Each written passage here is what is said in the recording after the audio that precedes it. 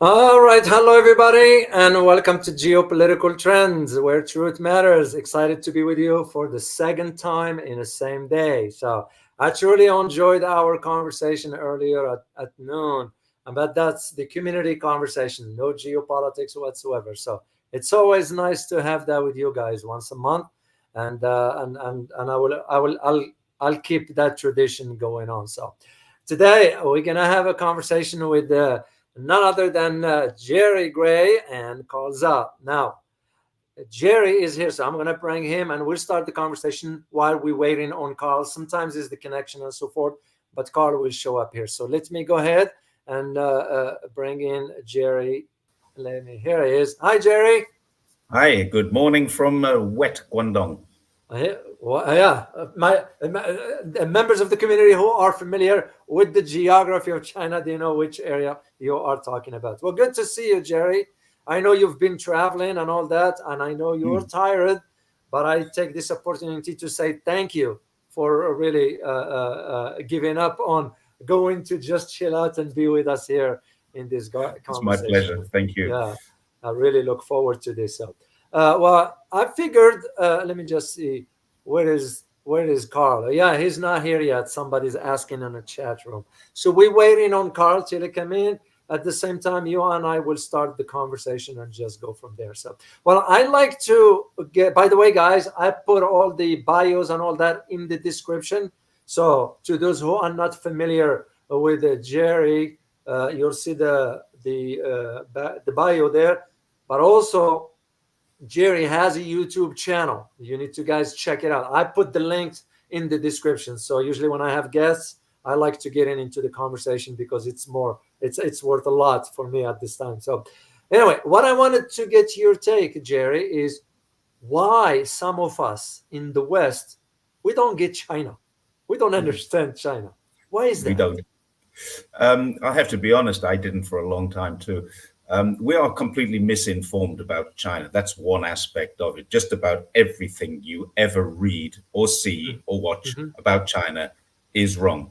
They take a story which has a kind of grain of truth, 2% truth, and then they misinterpret, and then it becomes, look what China have done now, they're really bad. And there's always this headline, but at what cost? And it's because we're culturally very, very different people. There are two great psychologists in the world. One is called Gerd Hofstede, and the other is called Alfonso Trompenas. And these two guys, oh, there's Carl. Hi, Carl. Hi, Carl. Hey, Jerry. Good Hey, to David. see you, man.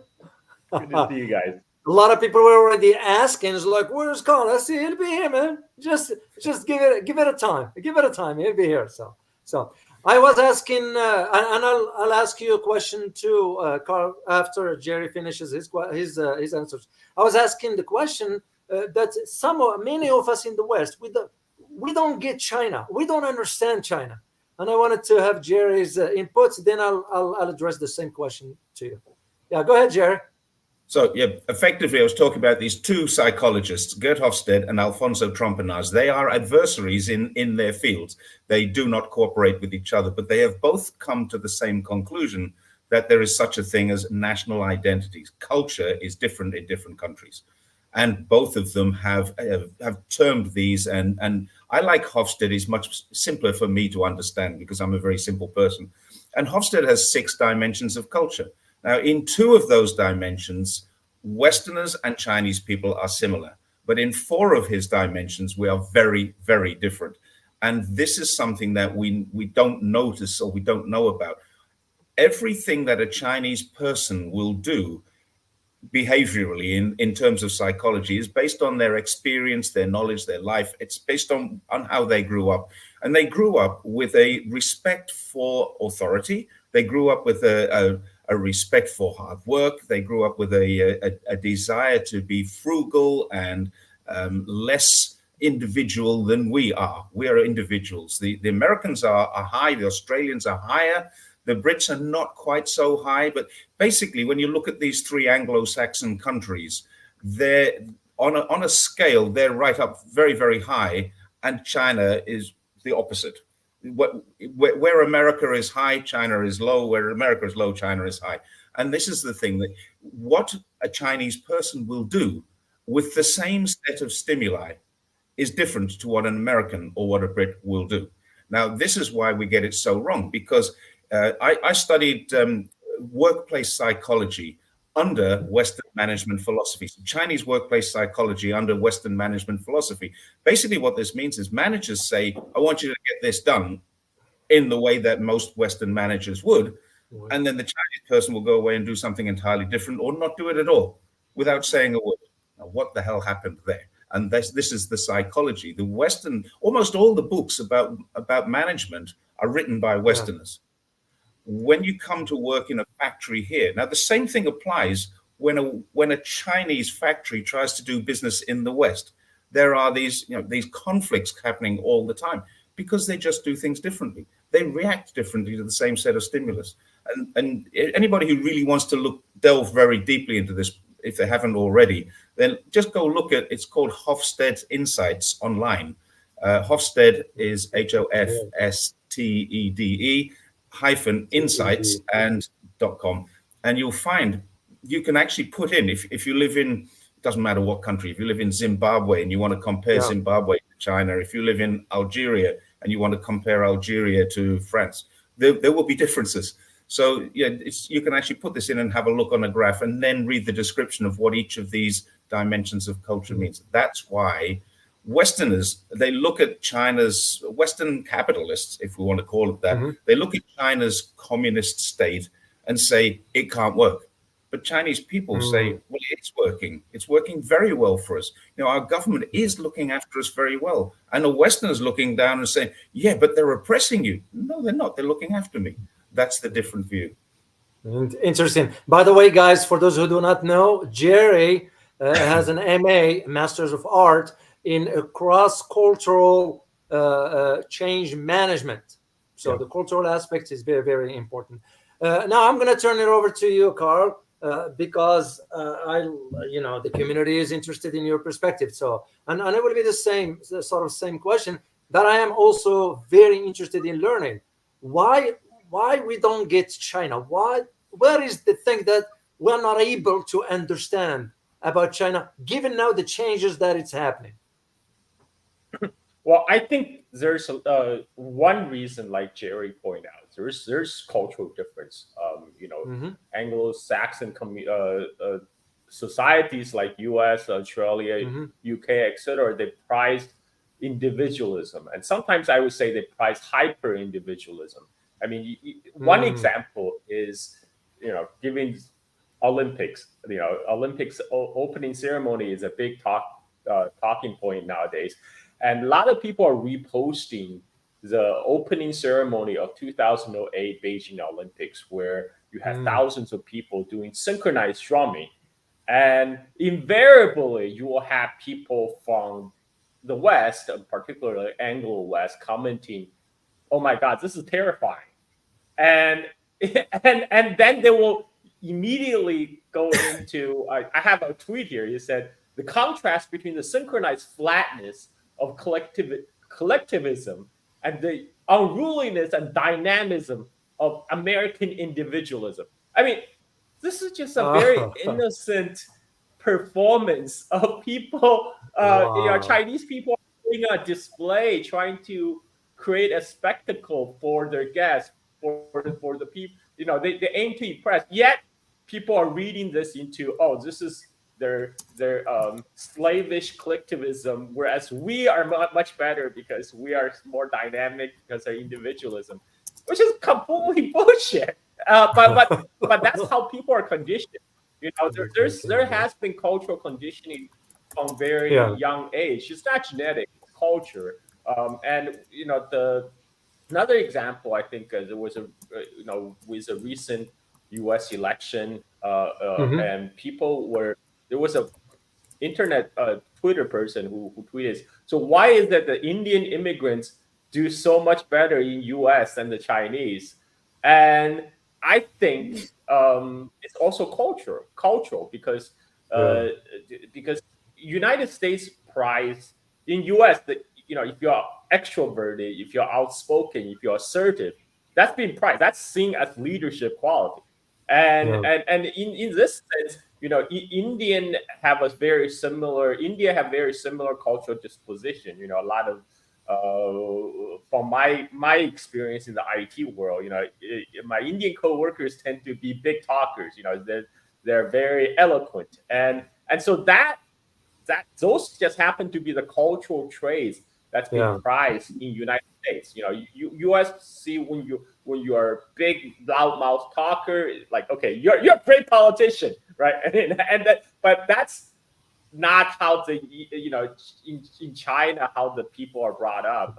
Absolutely. The Chinese Confucian culture, the Yeah. much more emphasis is placed on self-effacing humility. To be respectful, to be polite, to you don't need to always trying to assert your dominance over others, because Yeah. especially in China, when you have so many people, that could potentially cause a lot of conflict.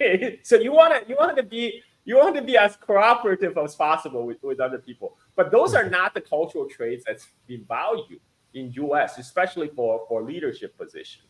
So I observe this in both corporate world and the politics in U.S. They want you to be big talkers. That's what they like. But in China, so this is the cultural explanation. But there's Yeah. also a deep ignorance about China in the West. I mean, we all accept people are different. There's like different cultures. Why Of can't we course. just get along, right? I mean, why can't we just get along? Just accept the cultural difference and get along.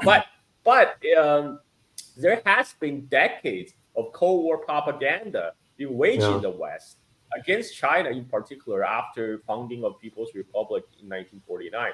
So there was a recent survey, a global opinion survey, that shows in the West, a three-quarter of the people in the West now have very negative opinions about China. But in the world outside of the West, 70% of the world population have rather Maybe. positive opinion. It's flipped. Most of the people Yeah. outside the West have positive opinion about China. And I Yeah. think this cannot be attributed to cultural difference, because there's a other parts of the world have very different cultures from China or United States or the Anglosphere. This is a result of propaganda, because the Yeah. people in the West have been relentlessly fed disinformation about China. And so they don't know any better. For people who haven't traveled to China, who haven't lived in China for a long time, like Jerry has, they just don't know any better. Their only source of information about China often is from their mainstream media or some a post on Reddit, and those are overwhelmingly negative. And like now, it's not only the mainstream media that's feeding this information about China anymore, because with the Yeah. proliferation of social media, the U.S. three-letter agencies and U.S. government had figured out a way to gain social media. There's a recent report coming from the Philippines just a month ago. Yeah. Pentagon, this is Reuters investigation. It turns out Pentagon ran an anti-vaccine campaign in the Philippines because they didn't want the people in the Philippines to take Chinese vaccines. This started under the Trump administration, in the initial Yeah. phase of COVID, because the United States, they're hoarding all the vaccines for itself. They're not the whatever's left, they're selling it at a very high price to the countries, to the rest of the country. So, whereas China was making the Chinese made vaccines readily available to all over the globe, including the Philippines. In fact, but then the Philippine President Duterte made a personal appeal to China to make sure Philippines is in the front of the line to get the Chinese vaccines. So what the U.S. government saw this as China is gaining on United States in influence, so they felt they need to combat it. So they actually formed a social media campaign. They created a lot of fake accounts to spread Mm. disinformation about Chinese vaccine in the targeting Filipinos, and they will say stuff like, everything coming from China is fake. The only COVID is real. Only the COVID virus coming out from China is real. You can't trust anything else. And what ended up happening was this: it fostered a whole. Philippines became the least vaccinated nation in Southeast Asia as a result. And even when the Western vaccine become available, people are hesitant to take it because they're already against vaccines, any kind of vaccine. And this campaign persisted into the early Trump administration until finally the Facebook and both Facebook and Twitter, they become aware what Pentagon is doing because they can monitor who are the fake accounts. And they went to have a private talk with Pentagon, say like, can you please stop this? You are spreading the COVID disinformation. And the Pentagon resisted. So the Facebook went to the Biden administration, which at the time was pro-vaccine. So Biden administration had to make an executive decision to tell Pentagon to stop doing this. But the Pentagon also asked Facebook not to ban those fake accounts. By claiming those fake accounts that were created to combat terrorism. So those fake accounts still exist right now on Facebook, spreading other disinformation. So right now, this is people in the West have been bombarded by relentlessly by propaganda, and this is why China is adopting a little more proactive approach recently by issuing visa-free policy which extended to a lot of European countries, not right now, Germany, France, Italy, Spain, Belgium, Portugal, Ireland. Now you can go travel to China 30 days visa-free. The idea is you come to China, see it with your own eyes. A lot of time that will dispel a lot of the media misinformation and propaganda that they have been conditioned with. And I think that's very effective because now on YouTube, you see a lot of vloggers are vlogging about their coming to China and say, oh, wow, China is totally not what I expected. They didn't tell us about this China. And which is, I think, because people-to-people exchange is, I still think that's the best way to bring the world together. But United States government is trying to do the opposite. Now they're trying to issue travel. United States put a level 3 warning on travel to China. Level 3 warning, which is the same warning that applied to states in the midst of civil war, like Ethiopia, right? And they're saying China is so dangerous, you should go. We couldn't further the truth. China is one of the safest countries in the world.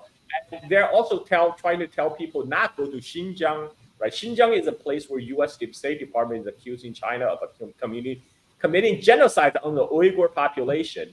And unlike Tibet, you can actually travel to Xinjiang freely as long as you valid Chinese visa. So anybody can go. Now there's a lot of vloggers, again, on YouTube, not just Anglo vloggers, but also vloggers from Japan, from India, from the Arab world.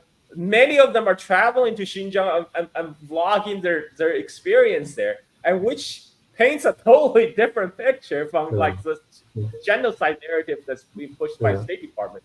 So United States government now don't want to discourage people from going to Xinjiang, and their rationale is saying by going to Xinjiang you're supporting the genocide. You're supporting the Chinese narrative. It's like they're telling people don't trust your eyes. Do not trust your own eyes. Trust us. Trust we're the only official real news, non-fake news. Like this is totally 1984. I mean, like it's 1984. War is peace, and so I think that's one major factor contributing to now. First of all, there was already ignorance, but the compounding that ignorance was disinformation. So this is why there's 3/4 of the people surveyed in the West now have a negative opinion of China, when most of them probably never even traveled to China. They don't even know how it. Let me ask Jerry, since you mentioned Tibet, and Jerry, is that okay if I mention where you were?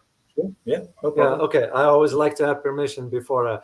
Just for you guys to know, Jerry and I, we talked as to when he informed me about his trip. And since Carl mentioned Tibet, can you, Jerry, please let us know what you saw, how things are, and especially now that I just find out, I found out that now there are some tensions created by India because of what China discovered.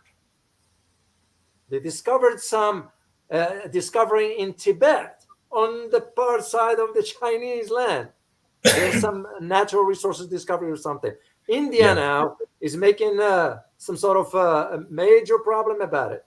So if you would be kind This and is just historically, there's a problem called the McMahon Line, and this was the Mhm. British government just over 100 years. I think it was 1916, 17, sometime around there. Carl's nodding; he knows. He's better at history than I am. That McMahon line was drawn by the British and has created problems ever since because the Chinese government weren't involved in the discussions, and that created a problem. The British government drew a line and said, "This is India and that's China," and that's how those particular problems existed. And China said, "Well, no, Mhm. that's actually not true. The Aksu Chin is part of China. It's been part of Tibet forever." And it's been part of China for more than 1,000 years, so it's ours. We're gonna stick with that, and that's where you have this line of actual control, the LAC, where they have the clashes, and nobody carries firearms up there. They all just carry very lethal-looking Yeah. sticks. I've just come back from Tibet. Now, I have to be honest here. I'm going to make some videos of my own about Tibet, but I'm going to put the cards on the table here and I'm Yeah. trying to be transparent. I was taken there by the Tibetan government. I was invited there by the Tibetan Mhm. government with Mhm. about 30 other vloggers.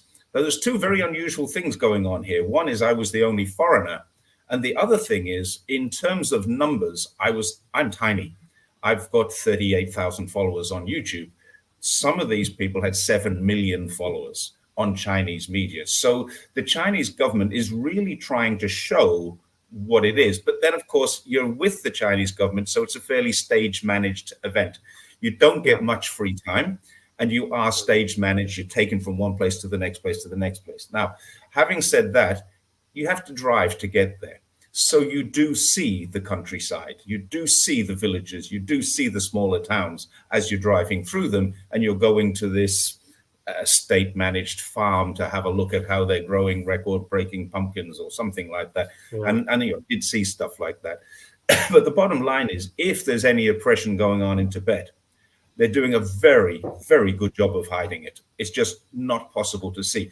Now, I am trained in looking at things like this. I'm a former police officer. I've got years of experience of interview techniques and things like that.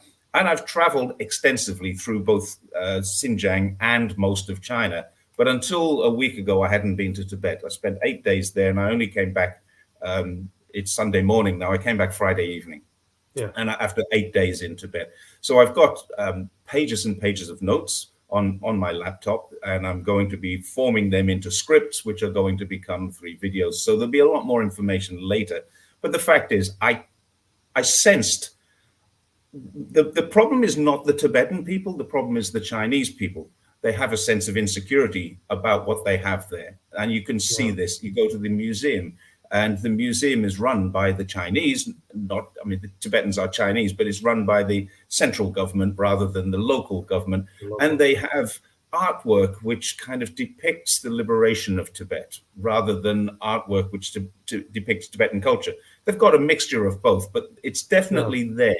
And you can see this. There is propaganda there, but the fact is, it's designed to tell what really did happen. There was a liberation of Tibet rather than an invasion of Tibet. Now, there are people who would argue that. There's certainly a lot of people in Washington who would argue with me about that. But if you go to Tibet and you ask the Tibetans, and I did, they won't argue with you about that. It was liberated. It is much better now.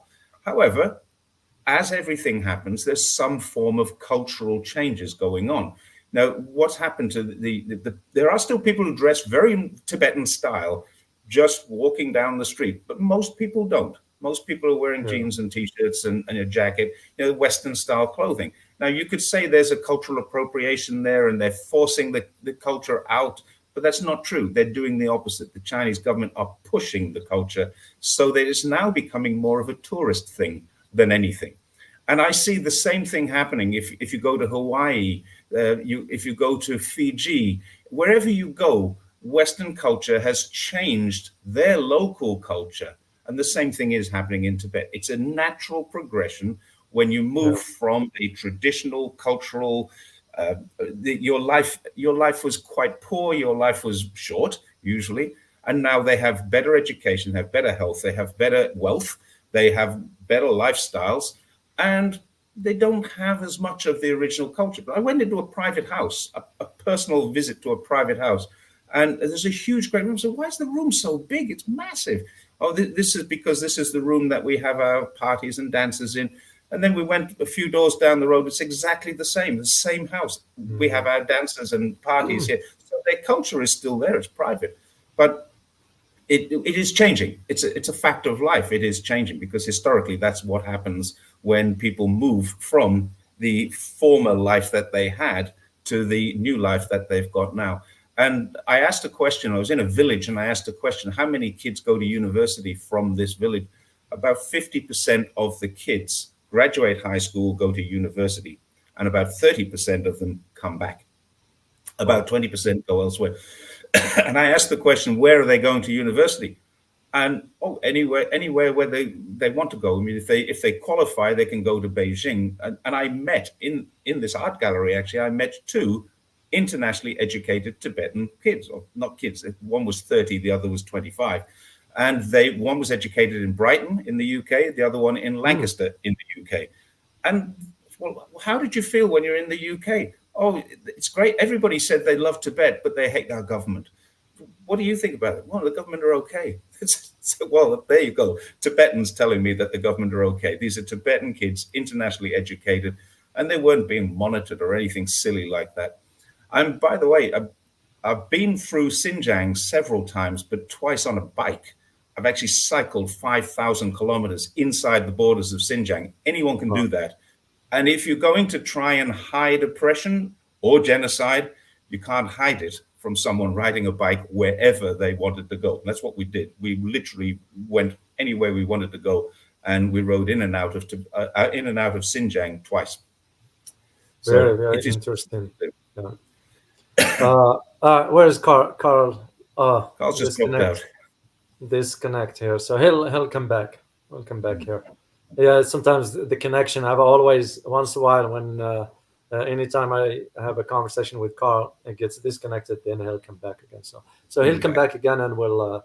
Here is Carl. Yeah, here you are. I thought I lost you, man. So, all right, let me turn it over to you, Carl. And we're gonna get into the sort of the heavy topics I would like the community to learn about, and I would like to have your input about where do you see hypothetically, should Trump wins the election, what can we expect the type of foreign relations or the bilateral relations between the U.S. and China moving forward? Knowing that, here is the thing: Trump already mentioned he's gonna put about 60% tariffs on China. Where do you see this going? Before I go there, I just want to add to some comments about Tibet. I think it's great to hear the stories and experience of Tibet from Tibetans themselves. That's why there's one channel I highly recommend on YouTube. It's called Tibet Travel. You go to Tibet Travel. It's actually a channel by a Tibetan a tour operator. He's a local Tibetan. He takes people around Tibet, and his vlog is done in English, and he really presents Tibet from a Tibetan perspective, and it is very accessible because it's in English. I highly recommend people go check it out, and you can see what life in Tibet is really like for ordinary Tibetans.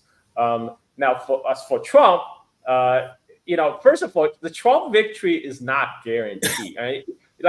If they had held the election on the day of the failed assassination, Trump would have won, no question.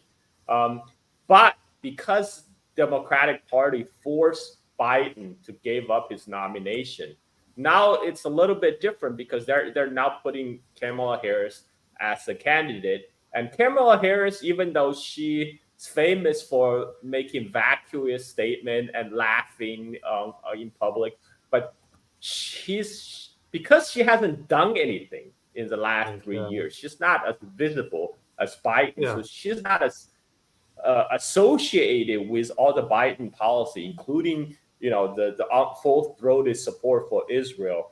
Even though we know Harris' policy probably the same as Biden, but at least she wasn't on the forefront. So while a lot of the hate is aiming toward Biden, Biden was called Genocide Joe. Nobody is calling Harris Genocide Harris yet. So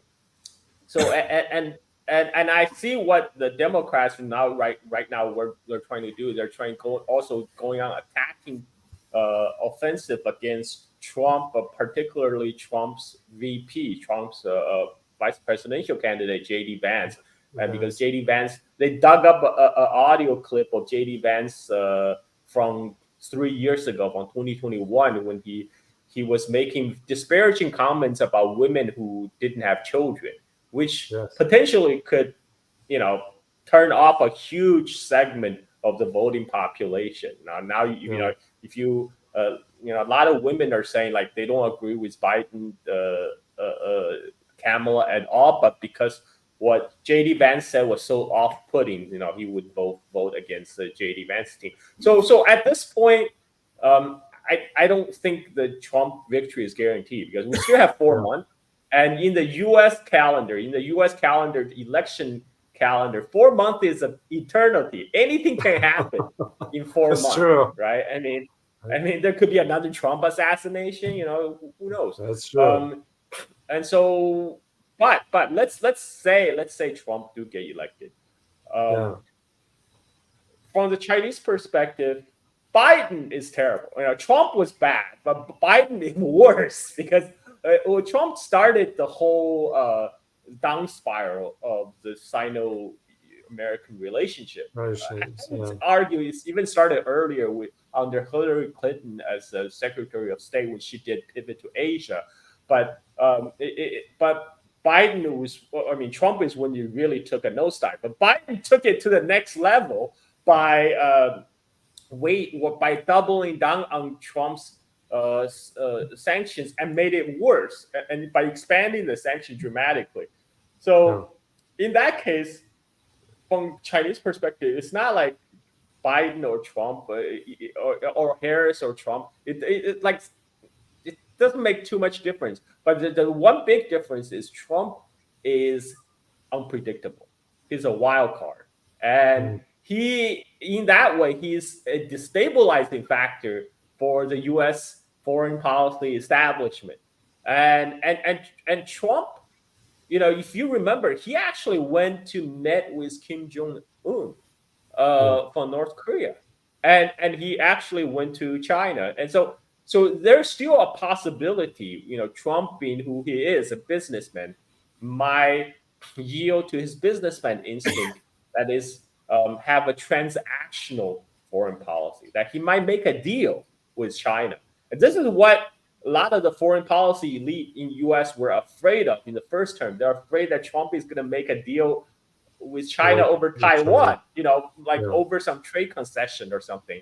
And I think that fear still persists among the same foreign policy elite. Many of them will be out of office, will be out of a job. And the problem is, we look at the first Trump term. Trump was still surrounding himself with anti-China hawks, and thankfully, many of them will not be returning, like John Bolton, because they have burned their bridges with Trump so much. I would say I think what Chinese government is doing right now, they're adopting a wait to see approach. They're not bothering engaging with Biden at this point because, well, Biden is out anyway, but they're just waiting to see when the dust settles in the U.S. election, which is shaping into a shit show. And they're waiting to see who is going to come out ahead, and then they can make some plans on how to how to go forward on repair the relationship between U.S. and China. But if you see the Chinese foreign policy, actually there has been dramatic change. One thing is during the Deng Xiaoping era or the Hu Jintao era or the Jiang Zemin era, during that time, China was mostly concentrated on its own internal development. It tried to have a good bilateral relationship with everybody, including United States and its Western allies, and because they just want to do business. But given the environment in the last few years, when U.S. has been increasingly more aggressive, trying to isolate China, trying to contain China, China has foreign policy lately has been a lot more assertive. And a lot more proactive. They first brokered the Saudi-Iran peace deal. That kind of throw the U.S. grand strategy in Middle East into shambles. Because U.S. strategy was trying to wedge Saudi Arabia from Iran and get Saudi Arabia and Israel together. But after October 7th, that's became impossible. No Arab state, no Muslim majority state will at this point try to normalize ties with Israel. And so that's one. So U.S. and China just recently hosted the 14 Palestinian factions, including Hamas and Fatah, in Beijing. They issued the Beijing Declaration, a commitment to form a unity Palestine government with capital in Jerusalem. So this is pretty big. China is going on offensive right now, and whereas traditionally they usually abstain from in the UN Security Council. They rarely cast veto. But starting from Syrian war, that's when China started to use its veto power more and more. I mean, China voted with Russia to veto like many UN sanctions against Syria, and China continued to be more proactive in the foreign policy arena because they see that U.S. is destroying all the international forum, international institutions that U.S. once helped build and dominate. And so China is now quietly building out the replacement. And so whether Trump wins, Kamala wins, China is doing its own thing. China is already preparing the world for the multipolar world in which U.S. is becoming increasingly irrelevant. U.S. is no longer the hyperpower. The unipolar moment has long gone. So I think we'll have to wait and see. I mean, what Trump is said he was going to do. Trump promised a lot of things. First of all, Trump says a lot of things at election. Whether they will become realized and implemented is a whole another story. But even if Trump placed a lot of 60% tariffs, people that's going to hurt is American consumers. Americans. I mean, that's true. When everything is made in China, when China is a world's factory, there's a popular to push for decoupling in Washington in the last few years. They call it decoupling, they call it de-risking, but the whole idea was to isolate China because they think, okay, U.S. and China economy became so intertwined that if ever a conflict becomes a hot conflict, there will be collateral damage and backlashes on the U.S. economy. So they thought, okay, we'll just be proactive. We cut off the ties right now. Right now the two economies are like Siamese twins. We're just going to take a knife and cut them in the middle. And then that way, when the conflict break out, we don't have to worry about collateral damage. But this is very foolish because even the U.S. defense industry rely on components sourced from China. You have Lockheed Martin CEO coming out and say, well, we can't really decouple 100% from China because we still need components from China. And this is U.S. military industrial complex speaking. So it's not realistic. And it's like and China is also diversifying its export. Now China trades more with ASEAN with Southeast Asia than they trade with the United States. With the United And States. China's export of EVs, when they do export, most of the Chinese brand EVs are exporting Yeah. to the global South countries, either Southeast Asia or Latin America, to Brazil and Mexico, in particular, and they're not coming to U.S. Of course, one reason is because of the tariff, but Yeah. but the trade with the global South will become increasingly more important to China. This is why BRICS now is shaping up as a major international institution. BRICS started as an acronym by Goldman Sachs. It's an acronym for the stock market, but now it's becoming a real counterbalance to the U.S. hegemony. So we're living interesting times. Indeed. Speaking of BRICS, guys, be on the lookout tomorrow. I'm going to be releasing a video at 0800 hours. That was a dedicated video. Someone reached out to me and wants me to do an analysis. It's a company that deals with cryptocurrency. So I checked them out on all that stuff, and I did the analysis for them, and I'm going to release it tomorrow. So just be on the lookout for that. Jerry, I want to turn to you on just to follow into this, but from a different angle completely. Recently, in a sudden move, which to me I'm still trying to figure it out, sudden move by none other than Marcos Jr. Marcos, on Philippines. Now Marcos is saying, I prefer diplomacy with China regarding the South China Sea disputes and so forth.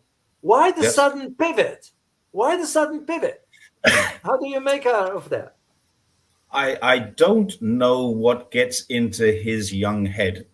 To be quite honest, he's pretty much controlled by the United States. They control his mother's and his own income, and so it's quite simple. He's been doing a lot of things that for selfish reasons, and I think probably maybe he's realized that his selfish reasoning is fine for him, but he's got 8 years in the position, and he has to run this country for the next 6 years. He's got 2 years behind him now.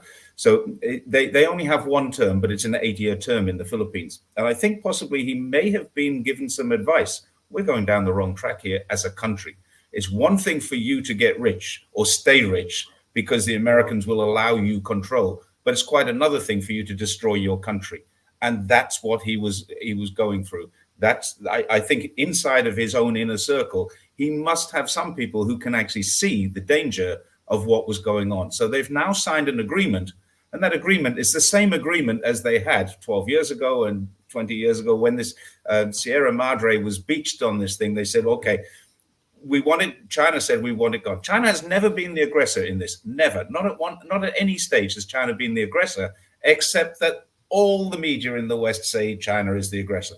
It's not true. China is not the aggressor. China is saying, get that thing off the beach. It's a pristine beach. We want to leave it pristine. That's all China wants. They want to leave it pristine. It's not an island that they're going to fight over or anything like that. Then no one's going to live there. It's just a pristine beach that China says we need to leave it that way. And they had an agreement that the troops that are living there, and there are troops living on that boat. It's a wreck. It's an old World War II launch landing craft.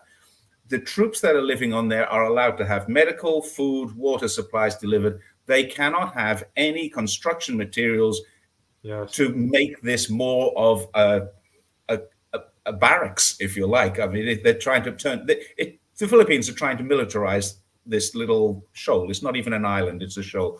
So the Philippines have been trying to militarize it. China has been trying to prevent that, and now they've agreed that they can militarize it with the troops that are on there. They can rotate the troops on and off. They can deliver supplies that are needed, but they cannot deliver construction equipment because at any stage, China will say, you're not going to do it. And that is why that's been escalating. There's only one shoal, which is useless to anyone. They're still fishing around the region. There's no issues with it. It is in a disputed area. It has nothing to do with the UNCLOS because UNCLOS doesn't cover the land. It only covers the water. It doesn't cover the sovereignty. So it's not an issue there. People keep shouting about how the United Nations has declared this as Philippine land. That's not true at all. That's just complete misinformation. So I think perhaps he's just been told this is not worth it. Now, whatever you're getting out of this, you're not going to win this because the people will rise up against you. The people, at the moment, the Philippine people do not like China. But that's because there's massive American misinformation, media information, and we've already talked about Carl's already talked about the psyops about the vaccines, Chinese vaccines being dangerous, being fake, all that sort of stuff. Well, that was all proven now to be fake, and I think maybe the people are thinking, we've got a leader here, we've got a president, but he's not leading us. He's managing his own affairs. And I think he may have been told there's going to be an uprising if we don't do it, if we don't compromise on this. So that's my only explanation. I can't think of any reason why he would just suddenly turn around and say, we're going to have this deal, the deal that we already had. He's not a great statesman in creating this deal. All they've done is agreed to what was agreed in the previous administration. So basically, he's going to refer back to Duterte's approach to China. Basically, I hope that he will. I think it's going to be very, very difficult for him to do a complete about face because America does control him. But I think he needs to, if he's building up his own wealth, we know the family are corrupt anyway. So if he is building up his own wealth now, he may not need to rely so much on the wealth that his father built up 30 years ago, maybe 40 years ago. I mean, his father was intensely corrupt. And where did the family go when they escaped from the Philippines? They went to Guam. And then the American military moved them to Hawaii. They are an American-controlled family. And where is their money? Their money is controlled by America. This is why he came in. I thought when he came in that maybe we might have some. He had a good relationship with Xi Jinping. He personally knew Xi Jinping before he became president. So when he was young, he had met Xi Jinping. So I thought that might be a good start, but it wasn't. It went completely the opposite way to what I expected. And now I think maybe he's either realized or been told this isn't going to work. You might be harvesting and collecting or protecting your own funds, but you're not protecting your country, and you're going to drive us to war. Very interesting. Carl, I want to get your input on something that is in the works right now. A lot of people, I kind of digged into it, and I sorry I didn't get a chance to give you a heads up on this one. And this one has to do with Thailand. Now, in your opinion, Carl, and you've been around long enough to know, Thailand is trying to sort of hit two birds with one stone. I'm referring to joining both BRICS and the OECD, which is the Organization for Economic Cooperation and Development. Is there any possibility that Thailand can succeed in achieving this objective? Okay, before we go to Thailand, I want to just add a little bit more to the Philippines situation. Certainly. So remember when Blinken went to the Philippines and he said the United States have an ironclad commitment to the Philippine defense that covers the U.S.-Philippine Security Agreement, covers everything, including the South China Sea, which is a dramatic expansion of the U.S.-Philippine Security Agreement, because that security agreement was signed in 1951. And at that time, Philippines did not claim the islands in South China Sea. So Blinken say, we will stand behind Philippines everywhere, including South China Sea. And then what happened when, under the U.S. Support, the Philippines escalated the tension over Second Thomas Shaw. There was a standoff, and with the Chinese Coast Guard, and then United States suddenly changed their tune. Now they're saying the U.S.-Philippines Mutual Defense Treaty only applies to the pre-1951 Philippine border, which is the agreement was in the first place. But now they clarified, it actually does not. We're not going to go get ourselves involved in a conflict with China on your behalf. Marcos was actually asked about this on television when he was interviewed. The reporter asked him, do you think United States is willing to go to war with China for the Philippines? And Marcos went, like that that was his response on air. So now we know the answer. United States their whole goal was to be able to get inside Philippine bases again. Now they gained access to nine or 10 Filipino bases. They got nine what they of them. wanted. Yeah, 9, Carl. Philippine bases, but only 5 declared. There are 4 that are not declared, and you know why. Yeah.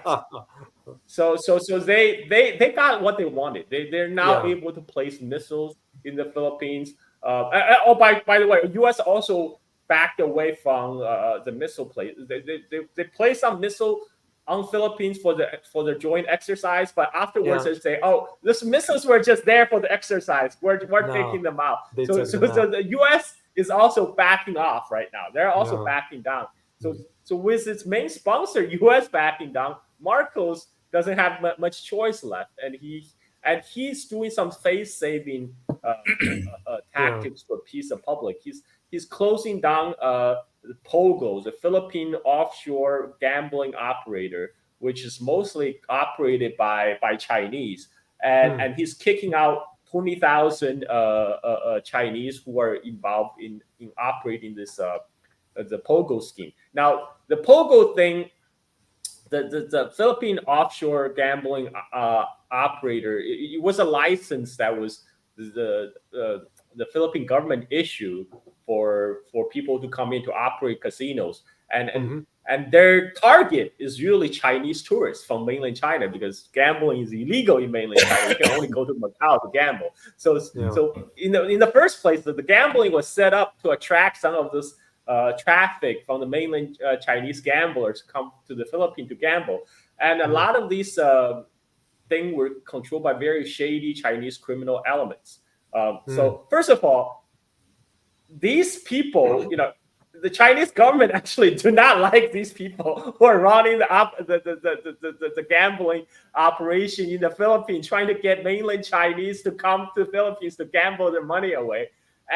But from Marco's perspective, now he's appeasing the anti-Chinese sentiment in his own country. So I'm doing something about the Chinese. See, I'm closing down this Pogo, the offshore gambling operator. I'm sending these illegal Chinese back to their country. Now this move, Chinese government is not opposed to the move, because, like I said, a lot of these are Chinese criminals who are on the run from mainland China. That's why they have to go offshore to set up their gambling business. So this is kind of win-win, but Marcos is also able to satisfy his domestic constituency. So, I'm doing something about these Chinese. I'm being tough, but in effect, like Jerry said, they're reverting back to the gentleman agreement that was signed in 2014 about the Second Thomas Shaw. It's returning to status quo before all these tension gets stirred up. So I Now to Thailand. Thailand is the only country in Southeast Asia was not colonized by European powers during the colonial period, and they did that successfully because they were able to play off the British against the French. France had control of the French Indochina, Vietnam, Laos, Cambodia on the eastern border of Thailand, and the British had control of Myanmar on the western border. So Thailand proposals like, okay, let us be your buffer state between your zone of influence, so we can be the neutral country. So they were able, so even though Thailand's sovereignty was curtailed by both colonial power, but they were able to survive as an independent entity by playing off these two big colonial powers. And during World War II, after Pearl Harbor, when Japan was rampaging across Southeast Asia, Thailand joined Japan, became an ally of Japan. But then during the end of the World War II, when Thailand saw that Japan was losing, so Thailand suddenly switched sides to join the United States. So Thailand is very good at kind of playing both sides. Yes. Thailand is very good at this game. And you see in the and Thailand's own relationship with China was also evolving, because during the Cold War, much of the Cold War, Thailand was opposed to China because they see Mao supporting communism, including communist insurgency movement in northern Thailand. But after end of Cultural Revolution, when Deng Xiaoping came to power, Deng Xiaoping said, we're not going to export revolution anymore, and cut off funding to the communist movement in Southeast Asia. And at the same time, that's when, right after Sino-Vietnamese War in 1979. So Vietnam went into Cambodia, and that made to overthrow Khmer Rouge.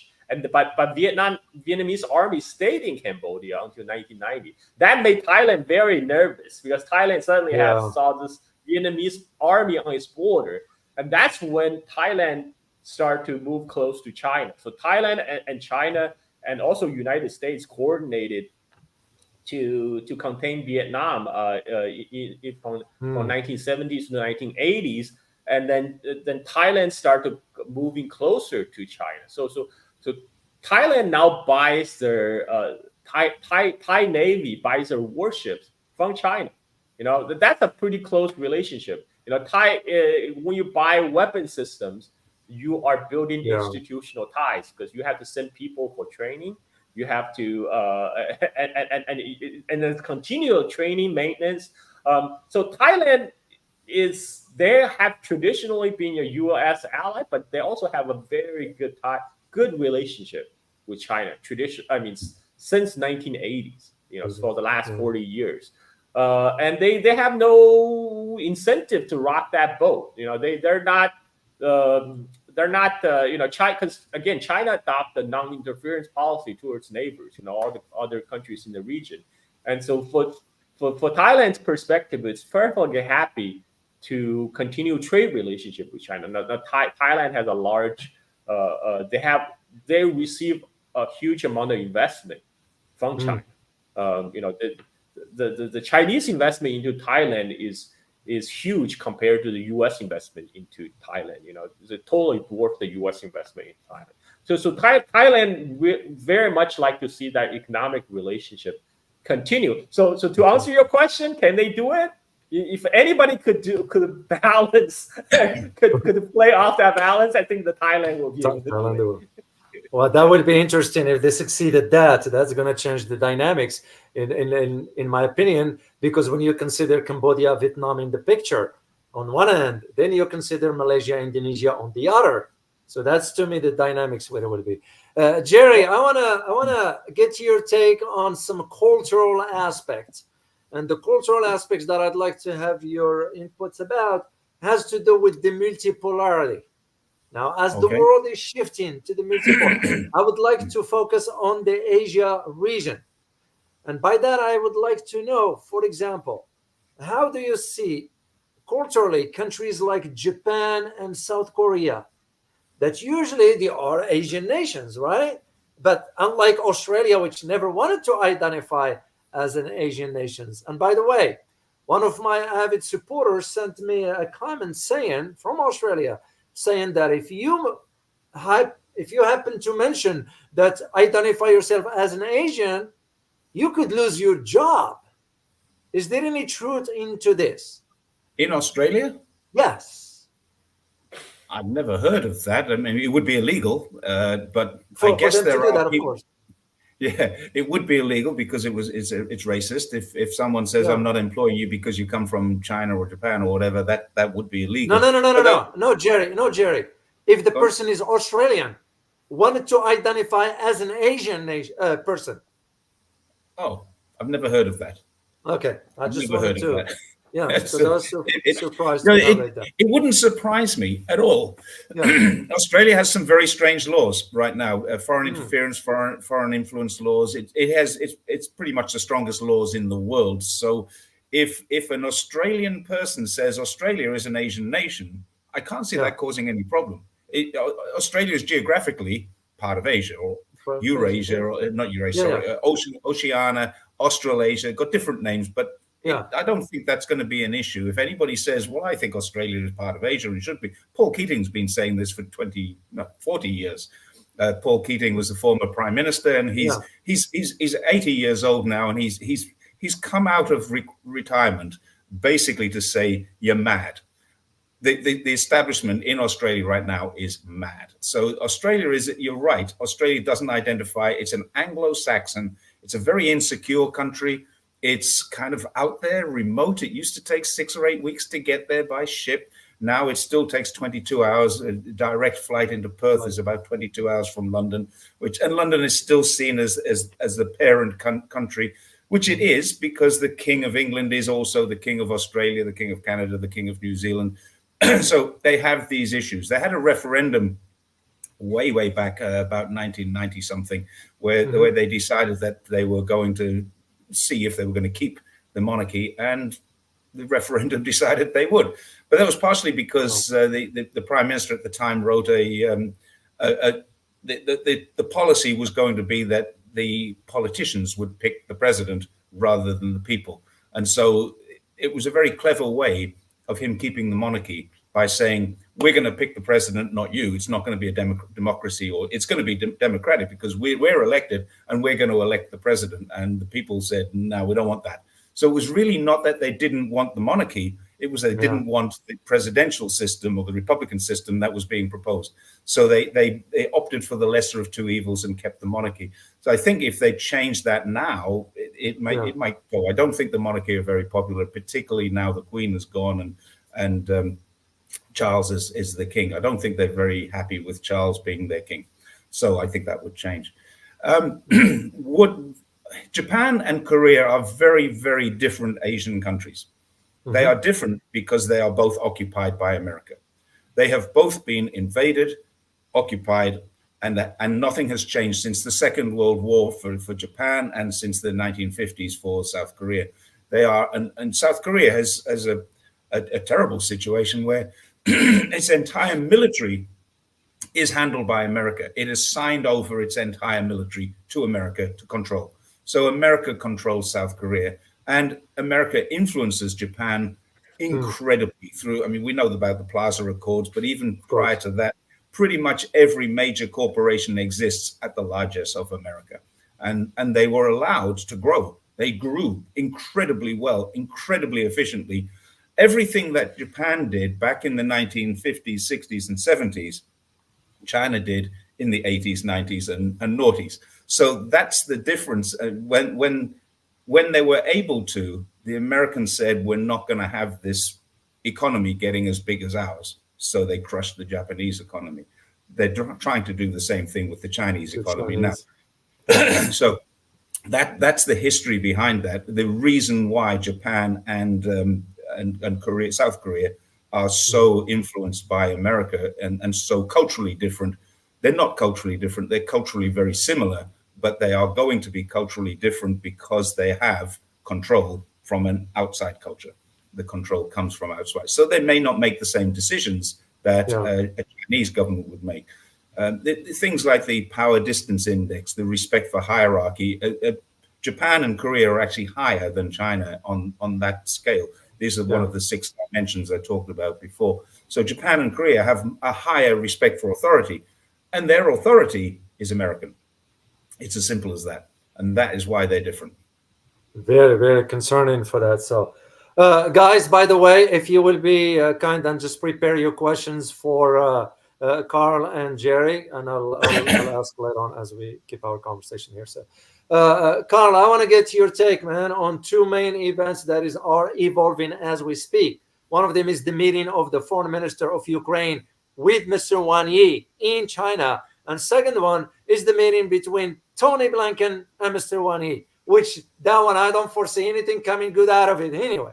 So do you think for the Ukraine representative in China, are they reaching to China sort of in an honest faith that they really want China to broker the deal? Or this is just like, what is it? Like a window dressing of sort, or some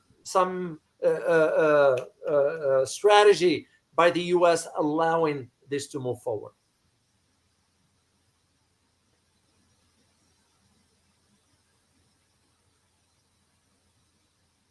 I can hear you here.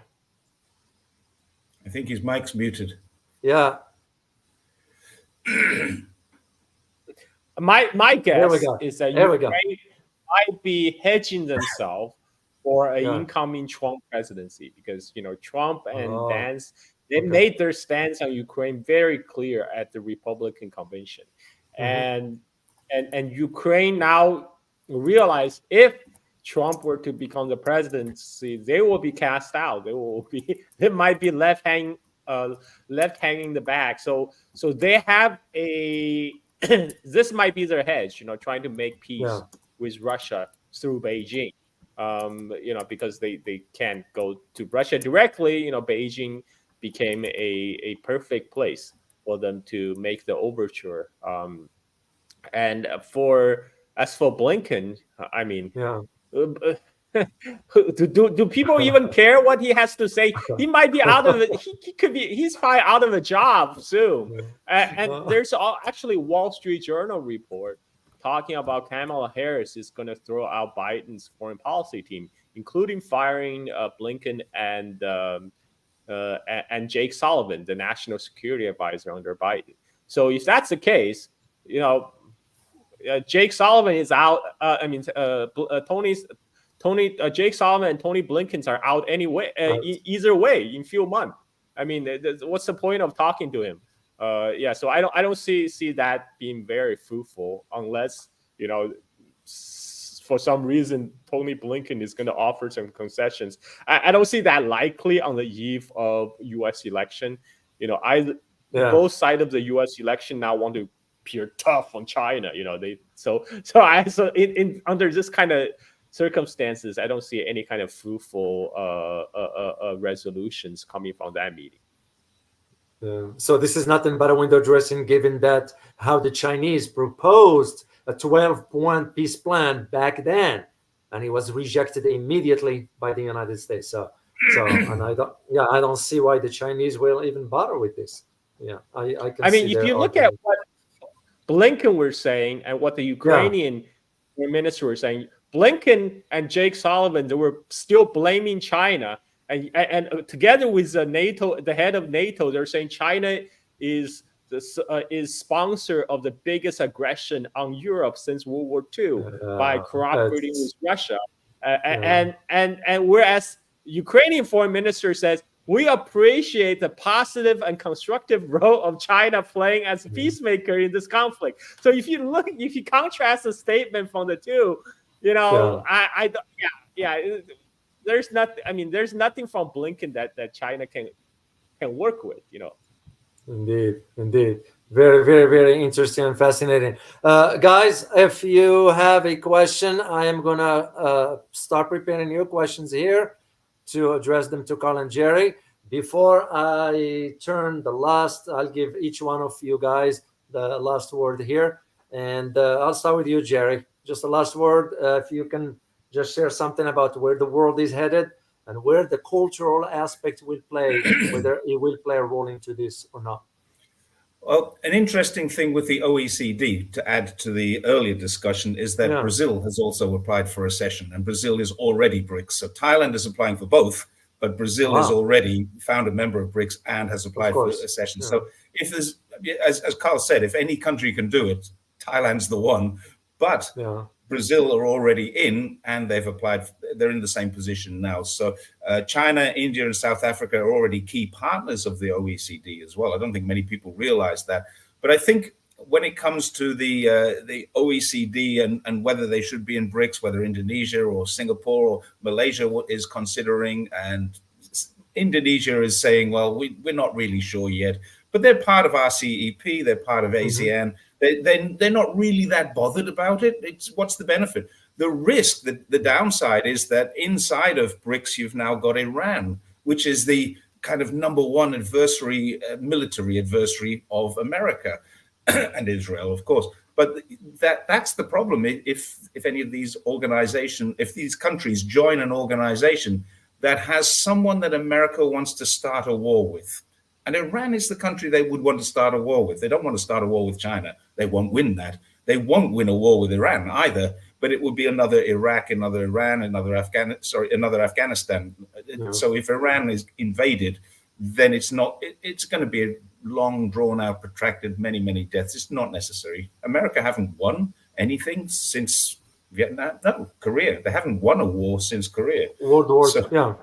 Yeah, yeah, you're right. so You're right. then they don't have a very good track record. They can start them, but they can't seem to finish them very well. And so, I mean, my hope is that the Ukrainian minister coming to China is a good thing. I believe that he will go back with a plan, and I believe that will start to bring about the end of that conflict. If that happens, my fear is that the pivot will go straight to Asia, because now they don't have a conflict to go there. The military-industrial complex needs it needs conflict to keep its share prices up. It needs conflict to keep its business operations going. It needs conflict. It's a country that thrives on conflict. So once China has helped to ease conflict in the Middle East, which it already has, the Yemen war was stopped by China. Now the Ukrainian war could be stopped by China, could be. And when that happens, what's the military-industrial complex going to do? They're going to look for the next war, and it would be either Iran or getting the Philippines to, and Australia and Japan and Korea to fight a proxy war inside over Taiwan, which is a ridiculous situation, because China's always said, we're not going to invade Taiwan. We're going to defend it. It's ours. And the United Nations and the United States recognize it's China's. They're not going to invade it. They're going to defend it. If someone wants to take it away, they're going to say, no, that's not going to happen. You took Hong Kong, you took Macau, you took Chongqing, you took Shanghai, you took parts of Beijing, you took Wuhan from us, you took Shandong, you took parts of Guangdong. We're not going to let you do that again. Taiwan is ours. We're protecting it. And that is the only thing that China has ever threatened to do, protect its own interests. Taiwan is part of China. The United Nations says so. They'll protect it. That's how I see the future. I hope I'm wrong about America's pivot into Asia. I know they've pivoted to Asia once before, but I'm talking militarily now as opposed to economically. Very interesting. Where can my viewers find you, Jerry? Jerry's Take on China on YouTube. There you go. It is. Here is the link here. You guys check it out. Subscribe to Jerry's channel. You know, it's very, very interesting. And who knows? I might show up one day on your channel. I'd be happy to do it, Jerry. I'd be happy to. Can I just point out one thing here? Certainly. 5 years ago, I was completely unknown on any social media. And one guy picked up on something I put into Twitter, and it was Carl Zar. And he interviewed me on Silk and Steel podcast. That's where I started. Thank you, Carl. That's the beauty of it. You're very welcome, Jerry. You're very welcome. So, Carl, I'll turn it over to you for your last word here. Where do you see with the dynamics that's taking place? Of course, we consider, for example, the European are ratcheting up this kind of not the sanction, the tariffs over the Chinese EV. At the same time, you got the Italian Prime Minister begging China for investments. You look at the U.S. Aggressive policies moving forward towards Asia. You look at now the trip of Blinken and so forth. Where do you see all this is going when considering that the world has already shifted to a multipolar setting, whether we like it or not? So this is that goes back to say that Trump is going to be a great destabilizing factor, because Trump actually said he welcomed Chinese investment in United States in EV. You know, like this is huge departure from what the Biden administration, and because Trump's argument is like, why let the Chinese build EV factories in Mexico and then sell it to us when the Chinese can invest in United States and we can build it ourselves, which is actually makes sense. It's a very logical argument, and that I'm sure BYD will perfectly happy to take up on that offer. But there's also the concern about that is, you know, with the way U.S. election goes, you know, it takes more than 4 years to set up a plan, get into operation, then you know, if another candidate get into office and throw all that agreement out the window, all your investment goes kapoof.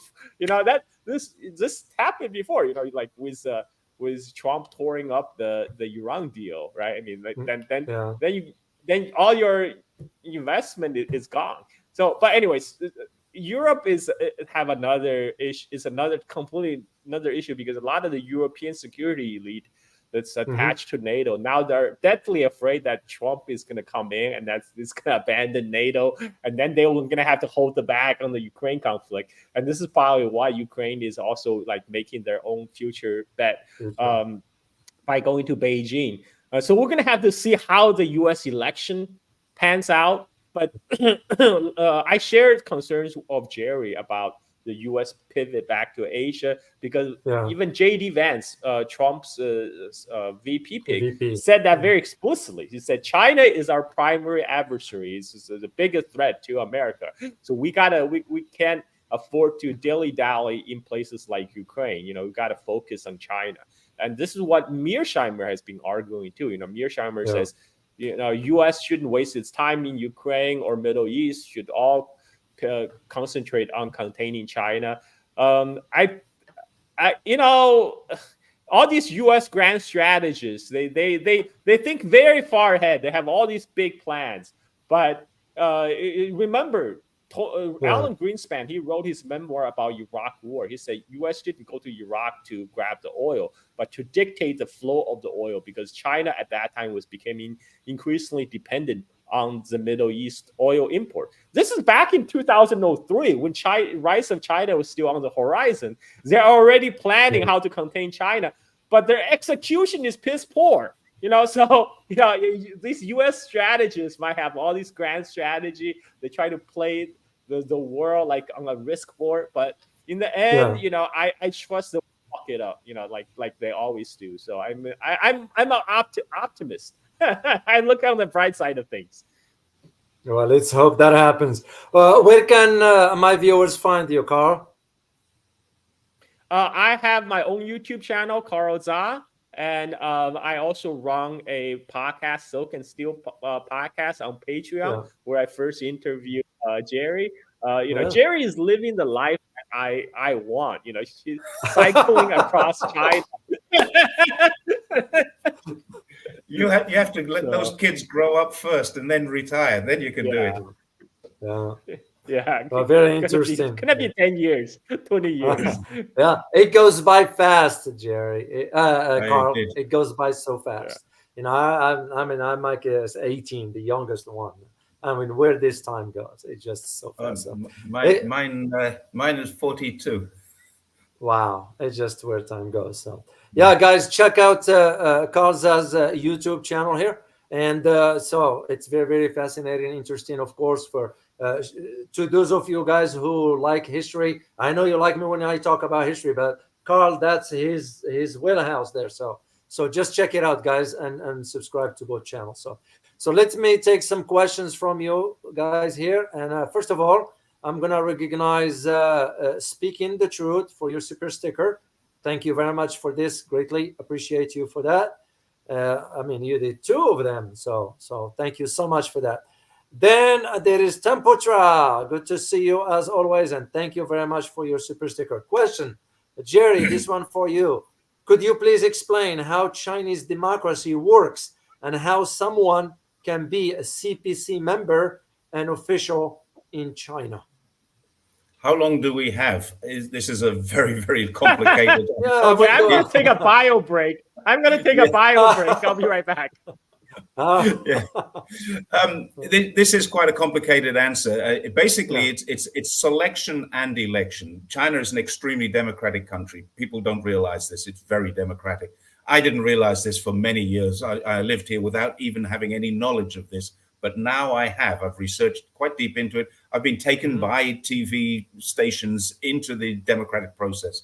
And I'm getting deeper and deeper into it. I've been to several different places. I've been involved in poverty alleviation too. So it's been fantastic for me to learn about this. A person who stands for local election in a local village, this is where it starts. A person has to have a record. You can't just say, I'm going to do this. You have to have done something. You can't get into the Communist Party of China. You can't get into the CPC unless you have a track record of being a contributor to your community. So you don't have to be in the CPC or any of the other 8 parties to stand for election for the NPC or the Provincial People's Congress as well. The National People's Congress and the Provincial People's Congress are all selected from the community. And you stand for election. You're elected on the basis of what you have done, not what you say you're going to do. And then you're elected to a maximum of 2 terms of the NPC or the Provincial People's Congress, and then the National People's Congress. So these are 5-year terms, and they are term limited.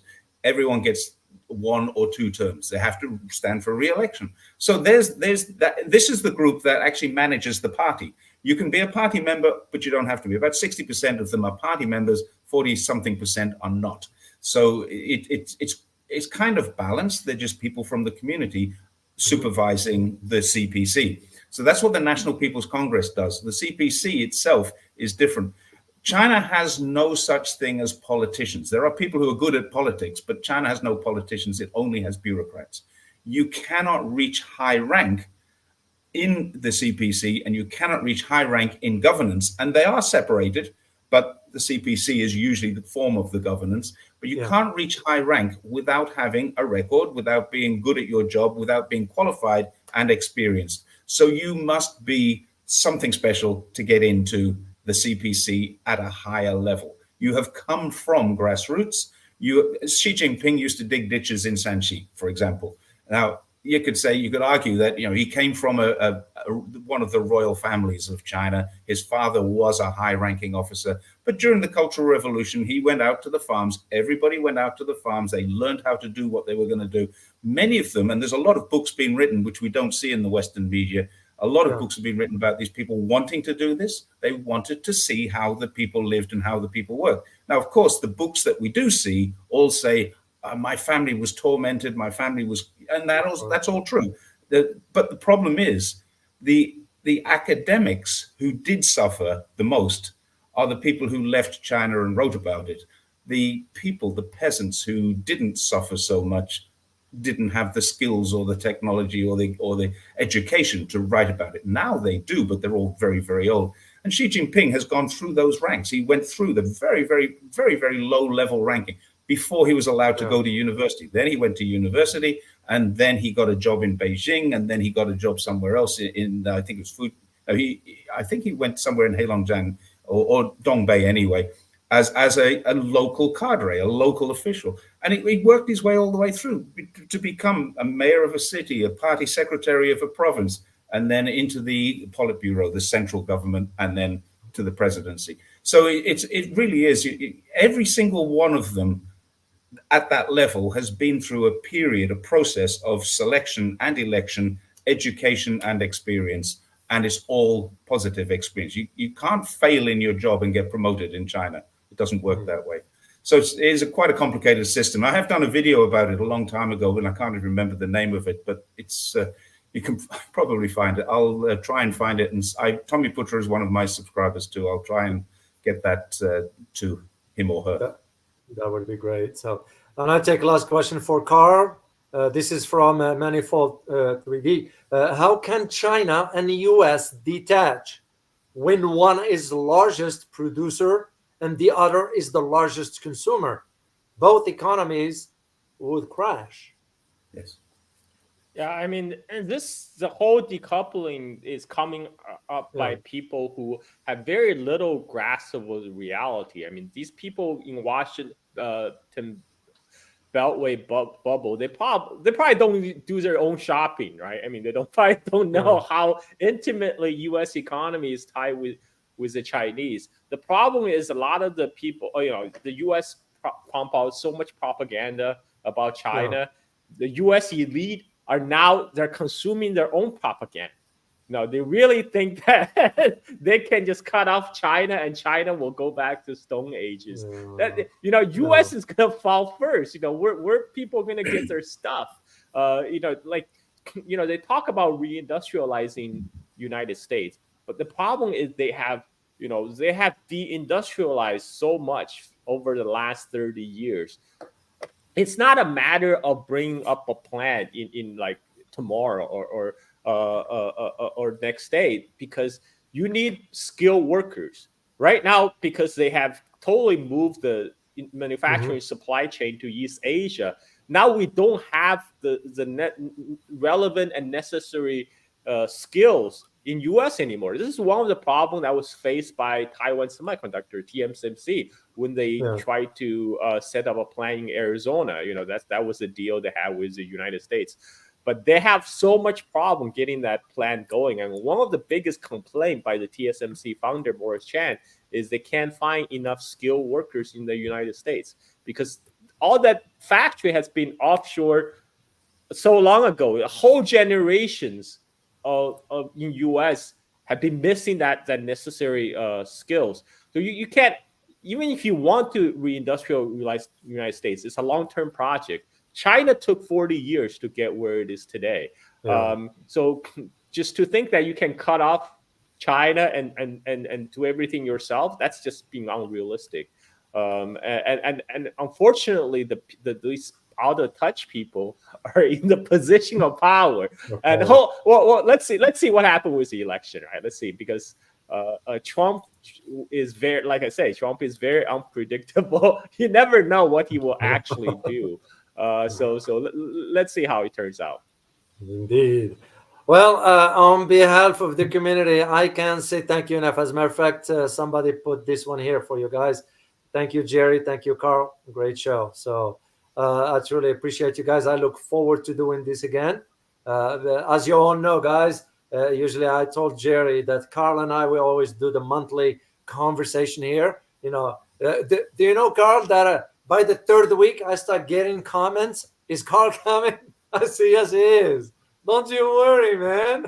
Why are you worrying? The month is not here yet. The end of the month is not here. So I look forward to having both of you guys come back here on the channel and we'll further this conversation even longer. Thank you very much. And thank you, Carl. Of course. Thank you, Jerry. Yeah. So you guys, I'm going to move you out of the studio here. I wish you a good day. And I look forward to catching up with you soon. So thank you. Guys, I hope you find this very informative as always, because it is always nice to talk to both guests here, Jerry and Carl, and I'll have them again by the end of next month here. So, and should I end up in China, I probably will meet with them physically, and we might do a live stream from there. So we'll figure it out. So we'll work out all the details. Just a reminder, remember, tomorrow I will be releasing that video at 0800 hours. Please check it out, and you know, just love to read your feedback. As always, I am very thankful to you and grateful for your kind support. And look forward to seeing you on Monday for the live stream at 12:15. So, as always, remember, geopolitics impacts your daily life in more ways than one. Till next time, guys. Bye-bye.